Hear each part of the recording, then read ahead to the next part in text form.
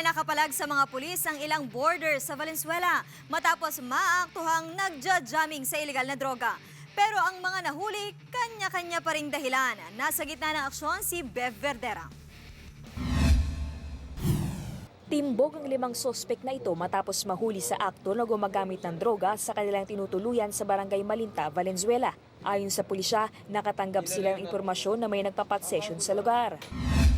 Base sa mga personnel natin, third shift, may nagbigay na impormasyon dito sa atin na may kasalukuyang nagpapat session. Kaagad naman na pinuntahan ng mga pulis natin. Naaktuhan sila sa paggamit ng illegal na droga, ito yung shabu.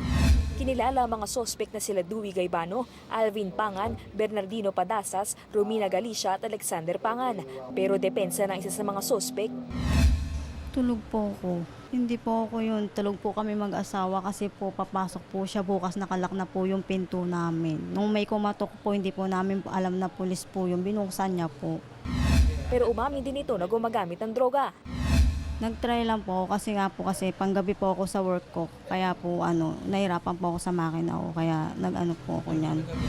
Huli na rin daw para magsisi ayon sa isa sa mga sospek na si Gaibano.